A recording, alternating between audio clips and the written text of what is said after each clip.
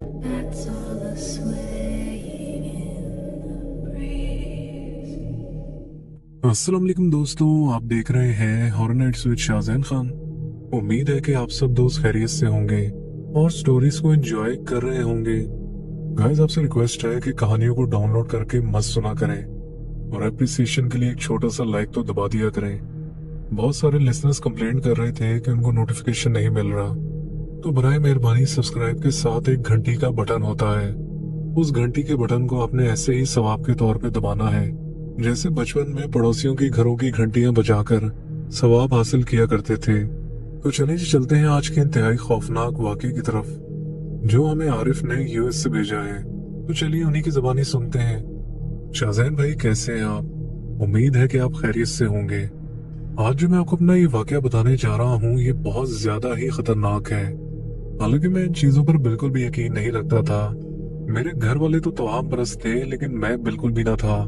मेरे अपने घर वालों से हमेशा इस बात पर बहस होती रहती थी कि यार ये जिन्नात जादू भला क्या कर सकते हैं, इनकी क्या औकात है, हमने तो इनको आज तक देखा भी नहीं है। ठीक है, कुरान में इनका जिक्र तो है, लेकिन इस चीज का जिक्र तो कहीं भी नहीं है कि ये आपके ऊपर असरअंदाज हो सकते हैं, ये आपके रिस्क में बंदिश कर सकते हैं, या आपके ऊपर हावी हो सकते हैं।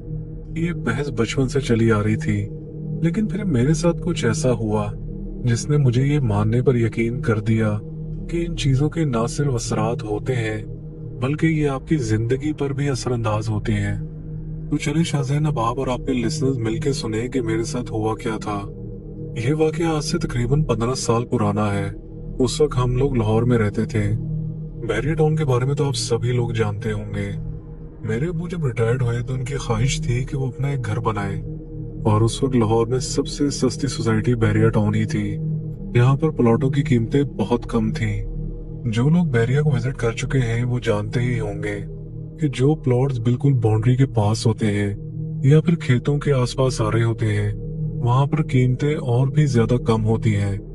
हम लोगों का भी बजट चूंकि बहुत ज्यादा कम था, तो मजबूरन हम लोगों ने भी ऐसी जगह का इंतखाब किया जो न सिर्फ आबादी से दूर थी, बल्कि बिल्कुल कब्रिस्तान के पास भी थी। अब 2009-10 में वैसी बैरिया की आबादी क्या थी, उसके बावजूद हम लोगों ने जो थोड़ी बहुत भी आबादी थी, उससे भी काफी दूर जाकर हमने घर बनाया। अच्छा, यहाँ आप लोगों को ये बताता चलूं कि हमारे रिश्तेदार, जिनके ऊपर अम्मी का पूरा पूरा शक था कि वो जादूगर हैं, खास तौर पे वो रिश्तेदार जो अब्बू की तरफ से थे, यानी हमारी फुप्पो, चाची वगैरह, हम बचपन से सुनते आए थे कि अम्मी बताती थी कि ना इनके घर का खाना खाना है और ना ही तुम लोगों ने वहां से कुछ पीना है। मुझे तो उस वक्त समझ भी नहीं आती थी कि अम्मी की इन बातों का क्या मकसद है, लेकिन जब बड़े हुए तो पता चला कि अम्मी ये एहतियात क्यों बताती थी, क्योंकि अम्मी को ये वहम था कि वो रिश्तेदार हमें खाने में कुछ जादू की चीज मिलाकर ना खिला दे और हमें इससे कोई नुकसान न पहुंचाने की कोशिश करें। बस यही वजह थी कि बचपन से ही हम लोग बहुत एहतियात करते थे, और मैं इन चीजों पर यकीन ना होने के बावजूद भी अम्मी की इस हिदायत पर अमल करता था। जैसे कि मैं बता रहा था कि हम लोगों ने बैरियर टाउन में प्लॉट ले लिया था। अब्बू को जो रिटायरमेंट के टाइम पैसे मिले थे, उन्हीं पैसों में हमारा प्लॉट भी आ गया था और कंस्ट्रक्शन का काम शुरू होने वाला था। जब हमारी फुप्पियों को और चाचियों को पता चला कि हम लोग अपना घर बना रहे हैं, और वो भी बैरियर टाउन में, उन लोगों के तो सीनों पर सांप लौटने लगे। उनकी जेलसी उनके चेहरों पर नजर आ रही थी। बजाय कि वो ये खबर सुनकर खुश होते, उनके तो मुंह लटक कर रह गए। अम्मी तो अब्बू को मना कर भी रही थी कि अभी इन लोगों को मत बताओ, लेकिन अब्बू कह रहे थे कि भला ये भी कोई छुपाने की चीज है, आज नहीं तो कल इन लोगों को पता लग जाएगा, और अगर बाद में पता लगा तो ये लोग नाराज होंगे कि आप लोगों ने हमसे छुपाया। बस इसी वजह से अब्बू ने बता तो दिया था। अब चूंकि उस वक्त हमारा मौजूदा घर बैरियर टाउन से बहुत ज्यादा दूर था और घर में सबसे बड़ा बेटा भी मैं था, तो घर को बनवाने की जिम्मेदारी मेरे सुपुर्द कर दी गई। मैं शहर से बैरियर टाउन बाइक पर आया करता था, और आहिस्ता आहिस्ता हम लोगों ने कंस्ट्रक्शन का आगाज कर दिया। पहले खुदाई होके बुनियादें भरी गई। उस घर की हिफाजत के लिए मैंने वहां एक चौकीदार रखा हुआ था, ताकि हमारा जो सामान वहां रखा जाए उसकी चोरी वगैरह ना हो। हमारे घर के बिल्कुल थोड़ा सा आगे एक और घर की कंस्ट्रक्शन हो रही थी। उस पूरे ब्लॉक में उस वक्त सिर्फ 2 घर थे जो कंस्ट्रक्ट हो रहे थे, बाकी आबादी वहां से काफी दूर थी। एक रात बजरी वाले का मुझे फोन आया कि सर, मैं आपके प्लॉट के पास खड़ा हूँ, लेकिन आपका चौकीदार कहीं नजर नहीं आ रहा। अच्छा, यहाँ आप लोगों को ये भी बताता चलूं कि अक्सर ईंटें और बजरी के ट्रक रात के टाइम ही माल उतारने के लिए आते हैं। मैंने चौकीदार को फोन किया तो उसका मोबाइल बंद जा रहा था। रात 12:30 बजे का टाइम हो रहा था। अब मुझे मजबूरन वहां जाना पड़ना था, क्योंकि एक तो बजरी अपने सामने उतरवा के चेक भी करनी थी कि कहीं कोई खराब माल ना आ गया हो, दूसरा उस बजरी वाले को पैसे भी देने थे। अगर उस वक्त चौकीदार मौजूद होता तो कम से कम माल तो वो चेक कर लेता। पैसे तो हम उसको सुबह भी दे सकते थे, लेकिन माल चेक करने के लिए और ये देखने के लिए कि आखिर चौकीदार कहाँ चला गया, वहां पर काफी ज्यादा सामान रखा हुआ था। हमें मजबूरन रात के टाइम वहां जाना पड़ा। हमने अपने सामने बजरी उठवाई, उसको पैसे दिए और ट्रक वाले को वहां से रवाना कर दिया। मैं आसपास ढूंढने की कोशिश कर रहा था कि आखिर चौकीदार चला कहाँ गया। इतनी देर में मैंने देखा कि जो आगे घर बन रहा था उसका चौकीदार मेरी तरफ आने लगा। मैं भी उसकी तरफ बढ़ने लगा। मैंने जब उससे पूछा कि यहाँ चौकीदार कहाँ गया तो कहने लगा कि साहब वो तो बहुत ज्यादा बीमार हो गया था, उसको खून की उल्टियां आ रही थी। उस चौकीदार को रखे हुए 1-2 दिन ही गुजरे थे। उस वक्त तो बिल्कुल ठीक ठाक लग रहा था भी जवान। समझ नहीं आ रही थी कि अचानक खून की उल्टियां कैसे आने लगी। फिर मैंने उस चौकीदार से पूछा कि यार तुम्हारे पास कोई बंदा है चौकीदारी के लिए? कहने लगा कि साहब हैं तो सही, लेकिन मैं आपके घर पे नहीं लगवा सकता। मुझे उसकी बात सुनकर बड़ी हैरत हुई कि ये किस किस्म की बात कर रहा है। फिर मुझे कहने लगा कि साहब आप मेरे साथ आए, मैं आपको कुछ बताना चाहता हूँ। मैं उसके साथ उसके घर की तरफ चल पड़ा। वो बड़ी खौफजदा निगाहों से हमारे प्लॉट की तरफ देख रहा था। फिर वो अपने जेरे तामीर घर के अंदर ले गया और बड़ी राजदारी के साथ बताने लगा कि साहब जब आपने ये प्लॉट लिया था तो आप अपने रिश्तेदारों को साथ लेकर आए थे, आपको याद है? हमें उसकी बात सुनकर याद आ गया। मैं और अब्बू अपनी फूफो और चाचा वगैरह को ये प्लॉट दिखाने के लिए लाए थे। मैंने याद करते हुए कहा कि हाँ आए थे, तो क्या हुआ, इसमें क्या बात है?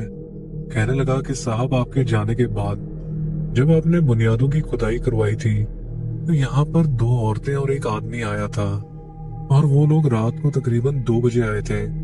उनके हाथों में काले रंग के शॉपर थे। क्योंकि उस रात 14वीं की रात थी तो मैं वाज़ेह तौर पर देख सकता था कि वो लोग बिल्कुल प्लॉट के किनारे खड़े थे। पहले तो मुझे लगा कि आप अपने किसी रिश्तेदार के साथ आए होंगे, लेकिन जब मैंने टाइम की तरफ देखा तो रात के 2 बज रहे थे। ये तो कोई टाइम था नहीं किसी को दिखाने का। फिर वो जो लोग भी थे उन्होंने शॉपर अंदर फेंके और एक शॉपर में से निकालकर मट्टी डालने लगे। वो चौकीदार मुझे ये सारी कहानी सुना रहा था। मैंने उससे पूछा कि तुमने उनको जाकर पूछा क्यों नहीं कि आप लोग कौन हैं? कहने लगा कि साहब मैं डर गया था, मुझे नहीं पता था कि वो कौन लोग हैं। अगर मैं जाता तो वो मुझे नुकसान भी पहुंचा सकते थे। मुझे उस चौकीदार की बात काफी माकूल लगी। वो इलाका भी इतना सुनसान था कि रात के पहर उस चौकीदार का डरना मामूल की बात थी। अच्छा, आप लोगों को यहाँ ये बताता चलूं कि उस वक्त तक हमने अपना चौकीदार नहीं रखा था, क्योंकि उस वक्त तक सिर्फ खुदाई हो रही थी। अभी कोई कीमती सामान तो वहां रखा नहीं था। ये चौकीदार हम लोगों ने बाद में रखा था। अब ये भी वहां से भाग चुका था। और बकौल उस चौकीदार के कि साहब उस रात जो लोग भी आए थे वो आपके घर पर काला जादू करने आए थे, और जो सामान उन्होंने आपकी बुनियादों में दबा दिया है वो जादू ज़दा चीजें थी। बेहतर यही है कि आप इसको दोबारा खुदवाएं और अंदर से वो सारा सामान बाहर निकलवाएं। फिर वो चौकीदार ये भी कहने लगा कि आपका चौकीदार जो बीमार हुआ है और उससे जो खून की उल्टियां लगी हैं, ये सब कुछ उसी जादू की वजह से हुआ है। और जब से वो लोग अंदर सामान दबा के गए हैं, मैंने खुद आपके प्लॉट के ऊपर रात के वक्त साए घूमते देखे हैं। मैं उस चौकीदार की बातें सुनकर दिल ही दिल में हंस रहा था कि ये भी बाकी तमाम परस्तों की तरह ही निकला। मैंने घर में भी किसी को इस बारे में कुछ भी न बताया, बल्कि अगले दिन एक चौकीदार का इंतजाम करके वहां छोड़ आया। लेकिन 5-6 दिन ही गुजरे थे कि उस चौकीदार को करंट लगा। वो करंट का झटका इतना ज्यादा शदीद था कि उसका हाथ बिल्कुल गल गया और उसको काटना पड़ा। अब मुझे चौकीदारी के लिए कोई मिल भी नहीं रहा था। मैंने अगले दिन से यही करा कि सामान वहां कम कर दिया, और जो सामने चौकीदार था उसी को कहा कि तुम्हें थोड़े पैसे दे दिया करूंगा, तुम वहां से बैठे बैठे इस पर नजर रख लिया करो। ईंटों की चुनाई शुरू हो चुकी थी, कंस्ट्रक्शन का काम जारी था। एक दिन मुझे चौकीदार का फोन आया कि साहब जल्दी से आ जाएं, यहाँ बड़ा मसला बन गया है। मैं बाइक तकरीबन भगाता हुआ लेकर गया, और जब वहां पहुंचा तो सारे परेशान खड़े हुए थे। मैंने जब आगे बढ़कर देखा तो एक कमरे की दीवार जो कल ही बनी थी वो जमीन बोस हो चुकी थी। मैं हैरत से ठेकेदार की तरफ देख रहा था और वो मेरी तरफ। हम दोनों ही हैरान परेशान थे कि दीवार अचानक से इस तरह कैसे गिर गई थी। मैंने उससे पूछा कि क्या तुमने मसाला सही नहीं लगाया था। कहने लगा कि साहब मैं 50 साल से काम कर रहा हूँ, जिंदगी में आज तक कभी इससे पहले ऐसा कुछ नहीं हुआ। आप चाहे तो इस मसाले को देख सकते हैं जो अभी भी ईंटों पर लगा हुआ था। मैंने जब मसाला चेक किया तो उसमें वाफर मिकदार में सीमेंट थी। खैर वो मिस्त्री उस दीवार को दोबारा बनाने में लग गए और मैं वापसी के लिए निकल पड़ा। रास्ते में वो चौकीदार मुझे दोबारा मिला। कहने लगा साहब मैंने आपको बताया भी था कि आपके घर के ऊपर जादू करवाया जा रहा है, आपने उसको निकलवाने के बजाय इसकी तामीर शुरू करवा दी। फिर वो बताने लगा कि साहब ये दीवार मेरे सामने रात को गिरी है और आप यकीन करें कि इस दीवार के पास 2 काले रंग के कुत्ते मैंने देखे। यानी जब वो दीवार गिरी थी तो उसके करीब ही वो काले कुत्ते खड़े थे और आपके घर की तरफ देख रहे थे। मैंने उससे फिर कहा कि यार ये तुम बातें करना कब बंद करोगे? कंस्ट्रक्शन के दौरान ऐसे हादसात होते रहते हैं और तुमने आवारा कुत्तों को भी जादू से मुंसलिक कर दिया। वैसे कोई आवारा कुत्ते होंगे घर के करीब खड़े होंगे। कहने लगा कि साहब मैं यहीं रह रहा हूँ, मैं जानता हूँ कि वो कुत्ते आम आवारा कुत्ते नहीं थे। उनकी जिसामत भी अजीब सी थी और उनकी आंखें भी बड़ी अजीबोगरीब थी। मैंने उसे डांटते हुए कहा कि ये कहानियां बंद करो और अगर अम्मी अब्बू यहाँ घर देखने आए तो उनके सामने ऐसी कोई बात नहीं करनी। वो बेचारा आगे से खामोश हो गया, लेकिन ऐसा लग रहा था कि वो अभी भी बहुत कुछ बोलना चाह रहा था। फिर रोजाना की बुनियाद पर कुछ अनहोनी चीजें वहां होना शुरू हो गई थी। एक रात की बात है, मैं किसी काम से वहां गया हुआ था। लेबर तो सारी जा चुकी थी, लेंटर भी पड़ चुका था। मैं किसी काम से घर के अंदर ही खड़ा हुआ था। ऐसा लगा कि जैसे मेरे ऊपर कुछ टपक रहा है। पहले तो मुझे लगा कि शायद लेंटर डला होगा, पानी होगा, लेकिन जब मैंने अपने हाथ से उसको साफ किया तो वो खून था, बिल्कुल ताजा खून। मैं तो घबराकर एकदम से पीछे हट गया और ऊपर की तरफ देखने लगा। ऊपर देखा तो वो खून ऊपर से ही टपक रहा था। मैंने जल्दी से बाइक निकाली और घर की तरफ रवाना हो गया। अगले दिन मैं सुबह सुबह पहुंच चुका था। मैंने मजदूरों से पूछा कि अंदर खून कैसे टपक रहा था। कहने लगे कि साहब कौन सा खून? मैंने जब अंदर जाकर पिछली रात वाली जगह की निशानदेही की तो वहां वाकई कोई खून के नामो निशान तक न था, ना जमीन पर ना लेंटर पर। हर चीज बिल्कुल साफ सुथरी थी। मैं हैरान परेशान सोच रहा था कि कल रात मेरे साथ क्या हुआ है।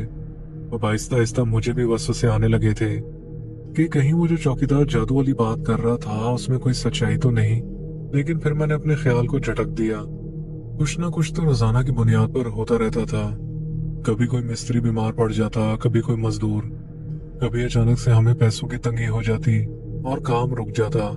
इतनी सारी रुकावटें आई कि हम लोग परेशान हो गए कि आखिर हमने इस घर को शुरू ही क्यों करवाया था। कभी कोई घर में बीमारी आ जाती और पैसा वहां लगने लगता। घर आहिस्ता आहिस्ता बन रहा था, रुकावटें भी आ रही थी, लेकिन फिर काम शुरू हो जाता। आखिरकार वो दिन आ ही गया जब वो घर मुकम्मल हो गया। ये भी शायद इसलिए था जो अम्मी सदका खैरात करती रहती थी और घर का तस्वुर कर कर वहां दम भी करती थी और मुझसे कुछ न कुछ कुरानी आयात वहां रखवाती रहती थी। लेकिन घर बनने के बाद भी वहां एक अजीब सी मनहूसियत टपक रही होती थी। ऐसा लगता था कि वो घर पूरा अंधेरे में डूबा हुआ है। पूरे घर को किसी साए ने अपनी लपेट में लिया हुआ है। थोड़ा बहुत लकड़ी वगैरह का काम अभी भी बाकी था। मैं अब ये करता था, चूंकि कमरे तो बन चुके थे, मैंने एक कमरे में चारपाई डाल दी थी। वो पहली रात थी जब मैंने वहां अकेले सोने का फैसला किया। मुझे लगा सुबह उठकर इतनी दूर से आना पड़ता है, बेहतर यही है कि रात यहीं गुजार ली जाए। हमारे घर के पीछे बिल्कुल खेत ही खेत थे और उसके साथ कब्रिस्तान था। कमरे की खिड़की में से वो सारा मंजर बिल्कुल साफ दिखाई देता था। रात न जाने कौन सा पहर था, लेकिन मोहतात अंदाजे के मुताबिक तकरीबन 2:30 बजे का ही टाइम रहा होगा। मुझे खटपट की आवाज आने लगी। पहले तो मैंने उस तरफ ध्यान न दिया, लेकिन जब वो आवाज बढ़ी मैं उठकर बैठ गया। मैं इधर उधर देख रहा था कि ये आवाज कहाँ से आ रही है। कमरे में बिल्कुल अंधेरा पड़ा हुआ था। या तो लाइट गई हुई थी या वायरिंग में कोई मसला आ गया था, लेकिन पूरा घर अंधेरे में डूबा हुआ था। मैंने जब राइट अपनी खिड़की की तरफ देखा तो शाहजैन मेरे पैरों तले जमीन निकल गई। वो इतनी ज्यादा भयानक औरत थी कि अभी लिखते हुए भी मेरे रोंगटे खड़े हो रहे हैं और उसकी शक्ल मेरे सामने आ रही है। वो खिड़की के बाहर वाली साइड पर थी और जंगला पकड़कर खिड़की से चिपकी हुई थी और अंदर मुझे देख रही थी। शदीद डर के आलम में मेरे मुंह से निकला, कौन है तू? बस इतनी देर में अचानक से लाइट आई और जब मैंने खिड़की की तरफ देखा तो वहां कुछ भी नहीं था। मैं फौरन खिड़की की तरफ भागा और खिड़की से नीचे की तरफ देखने लगा कि कहीं वो औरत नीचे ना कूद गई हो, लेकिन वहां कोई भी नहीं था। मेरी डर के मारे हालत बहुत ज्यादा बुरी थी। मैं कमरे से बाहर आकर सड़क पर टहलने लगा। मैं जब उस घर की तरफ गया जहां वो चौकीदार होता था तो वो भी मुझे कहीं नजर ना आया। गेट पर ताला लगा हुआ था, शायद वो कहीं गांव वगैरह गया हुआ था। मैंने जल्दी से घर से बाइक निकाली और ताला लगाकर अपने शहर वाले घर की तरफ रवाना हो गया। अगले 2 दिन तक मुझे बुखार चढ़ा रहा। जैसे ही मैं सोता था उस औरत की शक्ल मेरे ख्वाब में आने लगती थी। मैं बहुत ज्यादा डरा हुआ था। जब कुछ दिन बाद तबीयत संभली तब भी उस घर में जाने का दिल नहीं कर रहा था, लेकिन मजबूरी थी। लेबर आकर बैठी हुई थी, जाना भी था। मैं लेकिन कोशिश करता था कि दिन दिन में ही वहां रहूं और शाम होने से पहले ही वहां से निकल जाऊं। मुझे समझ ये नहीं आ रही थी कि अगर अभी हमारे डर का ये आलम है तो आगे तो हम लोगों ने रहना भी इसी घर में है, तो हम यहाँ कैसे रहेंगे। लेकिन फिर ये सोचा कि जब सारी फैमिली आ जाएगी तो फिर डर भी नहीं लगेगा। और अगले दिन से मैंने यही रूटीन बना लिया था कि दिन दिन में काम करवाता था और मगरिब से पहले पहले लेबर के साथ ही निकल आता था। खुदा खुदा करके घर का काम मुकम्मल हुआ और शिफ्टिंग की बारी आई। सामान शिफ्ट होना शुरू हो चुका था। अम्मी ने प्लान बनाया हुआ था कि पहले दिन ही सूरह यासीन पढ़वानी है और इस काम के लिए तमाम रिश्तेदार औरतों को बुलाया हुआ था।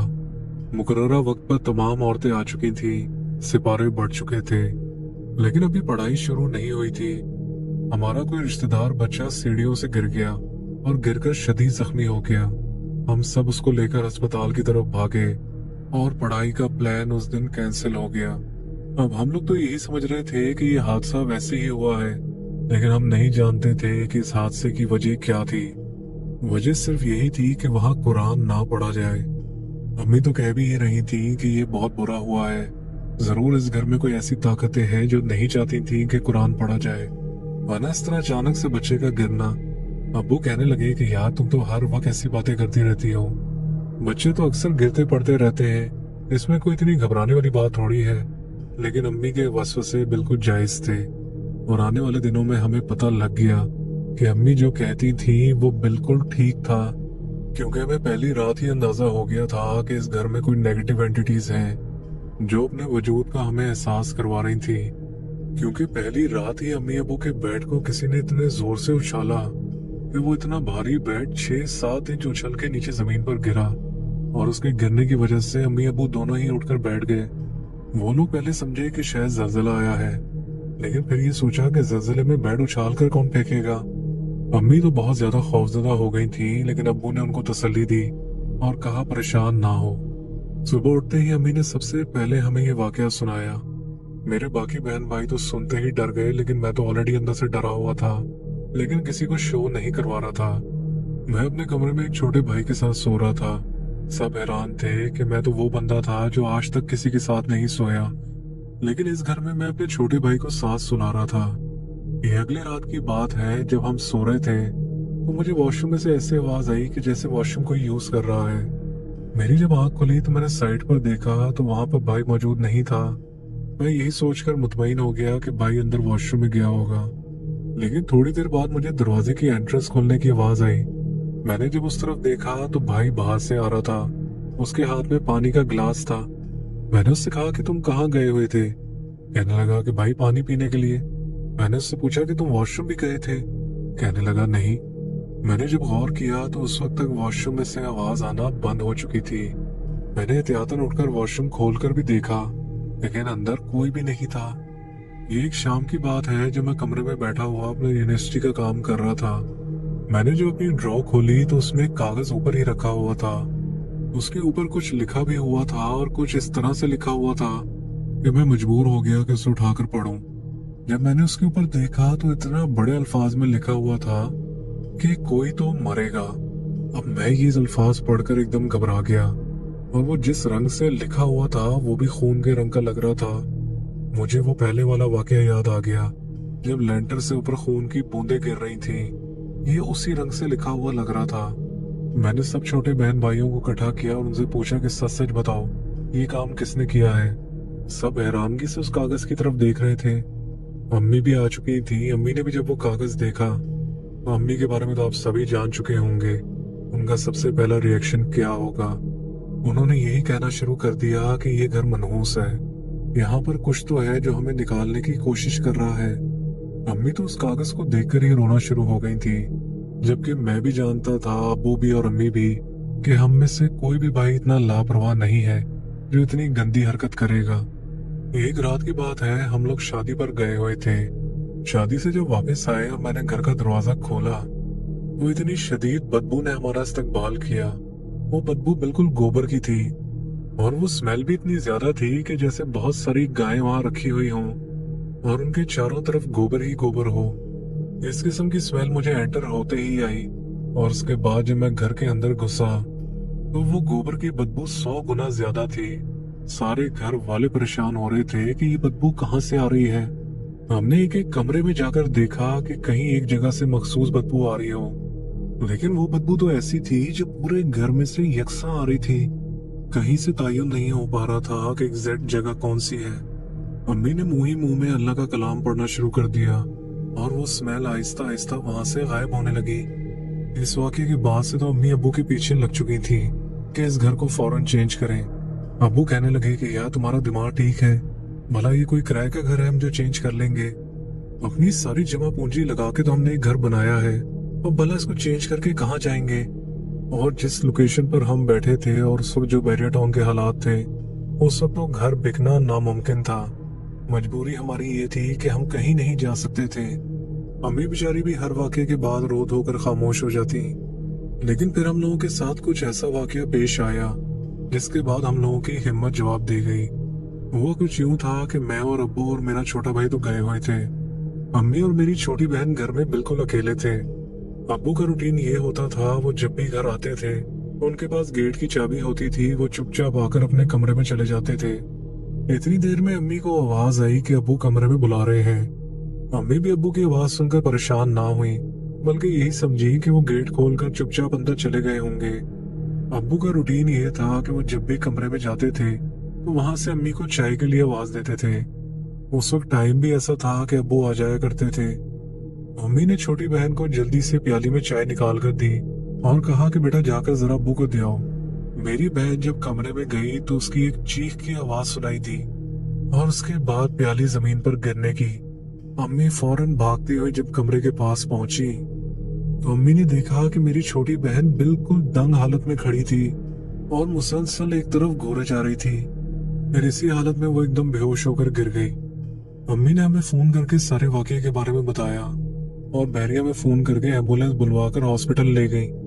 हम लोग भी डायरेक्ट हॉस्पिटल ही पहुंच गए। मेरी बहन को 2 दिन बाद होश आया। वो सब भी बहुत ज्यादा खौफजदा लग रही थी। हम उससे जब बार बार पूछ रहे थे कि आखिर बताओ तो सही कि उस रात हुआ क्या था, तुम किस चीज को देखकर बेहोश हो गई थी, लेकिन वो बताते हुए भी डर रही थी। अम्मी ने उसके ऊपर दम वगैरह किया तो उसकी हालत कुछ बेहतर हुई।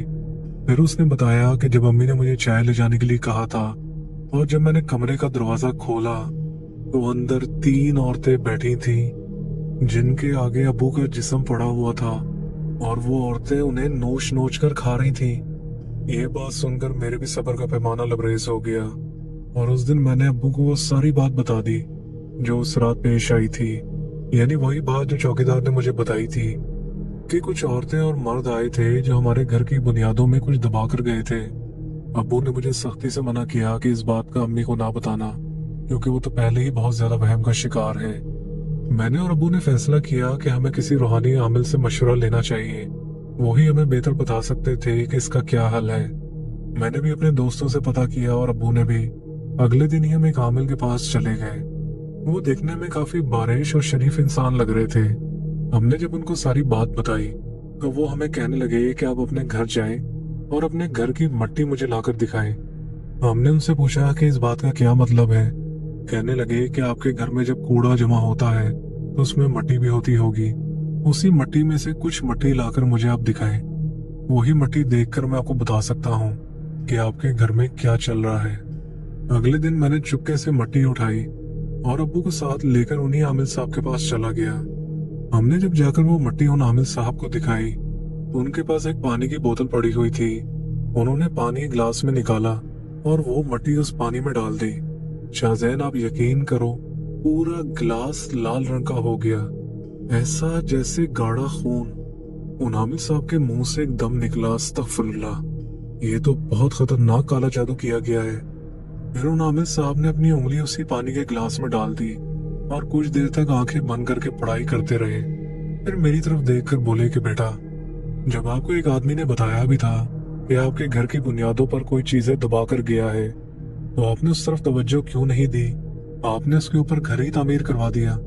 मैं शर्मिंदा भी हो रहा था और हैरत ज़दा भी।